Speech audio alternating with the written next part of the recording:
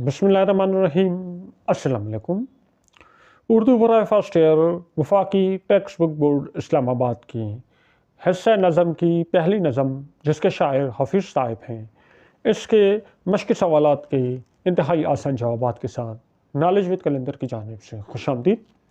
आज के इस लेक्चर में हम इस सबक की जो मश्क है उसको डिस्कस करेंगे आपके साथ और कुछ आसान से जवाबात आपको देंगे ताकि इसको समझने और याद करने में आपको कोई मसला ना हो। तो चले बच्चों, वीडियो का आगाज़ करते हैं। हमारा पहला सवाल है कि शायर की तकनीक, मकसद और असलूब पर मबनी दर्ज झेल के जवाबात दे। कुछ सवाल पूछे गए हैं, आपने शायर के मकसद को, तकनीक को, असलूब को मद्देनज़र रखते हुए उनके जवाबात देने हैं।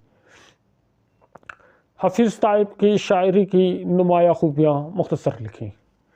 तो उनकी शायरी में पुख्तगी फ़नी महारतें वाज़ा तौर पर देखी जा सकती हैं। इसके अलावा आपकी शायरी में अल्लाह की हम्द सना और नबी करीम सल्लल्लाहु अलैहि वसल्लम की तारीफ़ वाज़ा अक्कासी नज़र आती है, क्योंकि आप एक नात गो शायर थे। ठीक है, आपका शुमार अव्वलीन नात गो शोरा में किया जाता है जिन्होंने पाकिस्तान में नात गोई को फ़रोग़ दिया। तो पाकिस्तान बनने के बाद पाकिस्तान में नात गोई के फ़रोग़ के लिए हफीज़ ताइब का बहुत ज़्यादा नुमाया किरदार है। इस पर आपको सदारती अवार्ड वगैरह भी दिए गए थे। आपने शायरी में सादा ज़ुबान का इस्तेमाल किया गया है। तशबीहात और इस्तारात का उम्दा इस्तेमाल आपकी शायरी को मज़ीद जानदार और पुरअसर बनाता है। इसके बाद सवाल नंबर 2, हफीज़ ताइब ने शामिल निसाब हम किस हैयत में लिखी है वजाहत करें। तो हफीज़ ताइब ने शामिल निज़ाम हम पाबंद हैयत में लिखी है। एक आज़ाद होती है, एक पाबंद होती है। तो पाबंद हैयत में लिखी है, जो गज़ल की हैयत है, जिसके हर शेर में वज़न, बहर, काफ़िया और रदीफ़ का एहतमाम किया गया है। शान जलाल किसी आया है जबल जबल का मफ़हूम वाज़ा करें। तो इससे मुराद अल्लाह की अज़मत और जलालत को बयान करना है। इस कायनात के हर बुलंद वाला और नाकाबिल तस्वीर पहाड़ों पर भी अल्लाह की कुदरत की निशानियाँ वाज़ह तौर पर मौजूद हैं और हर पहाड़ अल्लाह की अज़मत और बरतरी बयान कर रहा है। देखो, जबल जबल पहाड़ को कहते हैं, जबल पहाड़ को कहते हैं। तो किसकी शान जलाल है जो पहाड़ों पर भी वो आया है, पहाड़ों पर भी हमें जो है वाज़ह है। देखो, केटू का पहाड़ है, इसको सर करना कितना मुश्किल है। तो इस पहाड़ के आप चढ़ रहे, तो ये पहाड़ भी अल्लाह की अज़मत के गीत गा रहा है। तो ये बेसिकली अल्लाह की अज़मत और जलालत को जो है यहाँ बयान किया गया है। अगला सवाल है सवाल नंबर 2, 3, 4 की वजाहत पिछले लेक्चर में की जा चुकी है। पिछले लेक्चर में आप देख ले तो 2, 3, 4 आप आसानी से जो है कर लेंगे। तो तशरीह वगैरह हम पीछे कर चुके हैं। ठीक है, बराए मेहरबानी उसे मुलाहिज़ा फरमाएं।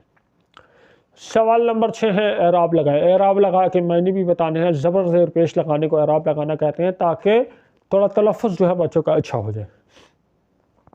पहला है उफ़ुक़। उफ़ुक़ आसमान और ज़मीन के दरमियान नज़र आने वाला किनारा। उस जगह को कहते हैं जहाँ आसमान और ज़मीन आपस में मिलते हैं, तो उस पॉइंट को उफ़ुक़ कहते हैं। अलिफ पेश ओ, फे पेश का फ़ुक़। ठीक है, उफ़ुक़। अब अगला आ रहा है जबल। जीम और बे पर ज़बर है और लाम, बे और लाम को आपस में लाओगे, जबल कहते हैं पहाड़ को। रंगे जमाल, खूबसूरती का रंग। सदफ़, सीप को कहते हैं जिसके अंदर मोती छुपा होता है। मरकूम, मर मीम पर ज़बर है, अच्छा, मर और कूम। मरकूम का मतलब है लिखा हुआ, और मकतूम काफ पर जज़म है, मकतूम मतलब छुपा हुआ। हश्र, हश्र कहते हैं क़यामत को। अच्छा, आप कुछ डिफिनेशन छोड़ी सी आपको बता रहा हूँ, ये आप अपने पास नोट कर लें, समझ लें, और उन डिफिनेशंस की मदद से फिर आप लोगों ने क्या करना है कि शेर दिए जाएंगे, आपने बताना है कि ये हमद है, ये नात है, ये क्या है। तो हमारे पास पहले डिफिनेशन है हम उसे कहते हैं जिसमें अल्लाह ताला की तारीफ़ की गई हो, वो नज़म जिसमें अल्लाह ताला की तारीफ़ की गई हो, हम कहते हैं। Simple definition. नात, वो नज़म जिसमें नबी करीम सल्लल्लाहु अलैहि वसल्लम के औसाफ़ हमीदा का तज़किरा हो, यानी नबी करीम सल्लल्लाहु अलैहि वसल्लम की तारीफ़ की गई हो, उनकी शान बयान की गई हो, जिनका ज़िक्र किया गया हो, उसको नात कहते हैं। फिर है मनकबत। मनकबत ऐसी नज़म को कहते हैं जिसमें अहले बैत अतहार अलैहिस्सलाम की तारीफ़ की गई हो। इसके अलावा बुज़ुर्गान दीन, सहाबा कराम, औलिया कराम ان کا ذکر جو ہے اس کو بھی منقبت میں شمار کیا جائے گا، لیکن بیسیکلی منقبت جو ہے وہ اہل بیت کی تعریف میں کہی جاتی ہے۔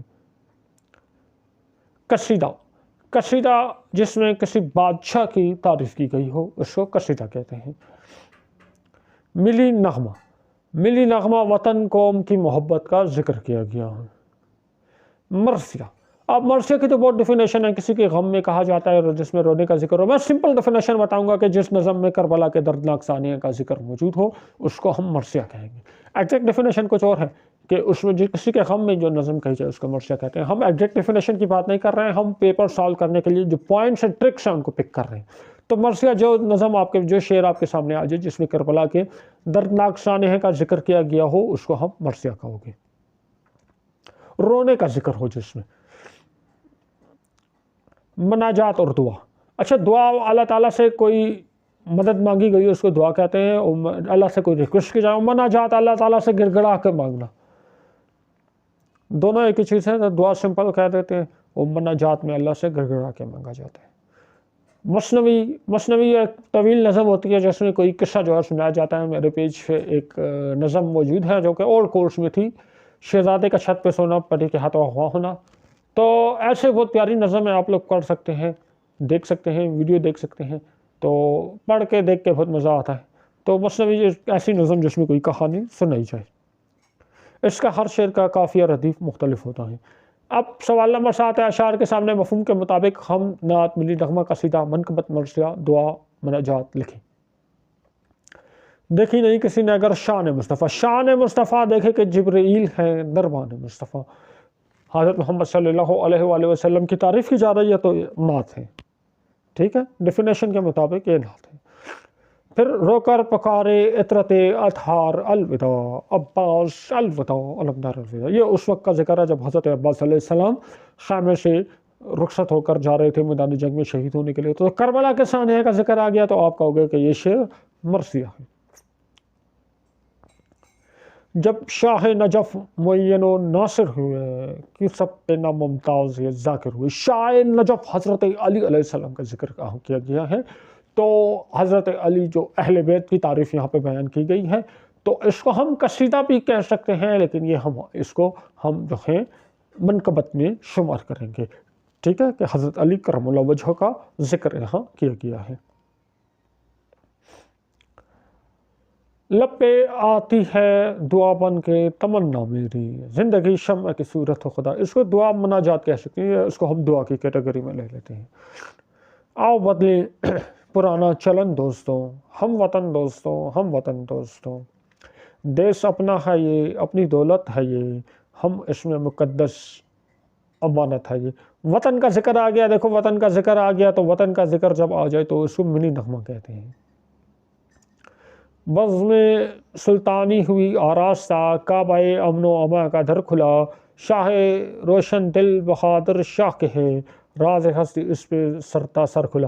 بہادر شاہ ظفر کا ذکر کیا گیا ہے۔ بہادر شاہ ظفر جو ہے کیا تھے، ایک بادشاہ تھے، تو اس کو ہم کہہ دیں گے بادشاہ کا ذکر کیا گیا ہے، تو یہ قصیدہ ہو گیا ہمارے پاس۔ پھر ہے تو وہ ہے جو ہر ایک بگڑی سنوار دے، میری مراد بھی میرے پروردگار دے، کونین میں ذلیل نہ کر سب کے روبرو، ایمان و عیش و دولت و عز و وقار دے۔ پروردگار سے ریکویسٹ کی جا رہی ہے، مانگا جا رہا ہے، التجائیں کی جا رہی ہیں، گڑ گڑا کے مانگا جا رہا ہے، تو اس کو ہم مناجات میں شمار کریں گے۔ تو اس کے ساتھ ہی ہمارا آج کا لیکچر اپنے اختتام پہ پہنچا۔ اگلے لیکچر میں انشاءاللہ اگلے نظم کی تشریح کے ساتھ اور اس کی مشق کے ساتھ دوبارہ آپ کی خدمت میں حاضر ہوں گے۔ ویڈیو پسند آئی ہے اس کو لائک کریں، دوستوں کے ساتھ شیئر کریں اور ہمارے چینل کو سبسکرائب کریں۔ نیکسٹ ویڈیو میں ملاقات ہوگی، اپنا خیال رکھیے گا، اللہ حافظ۔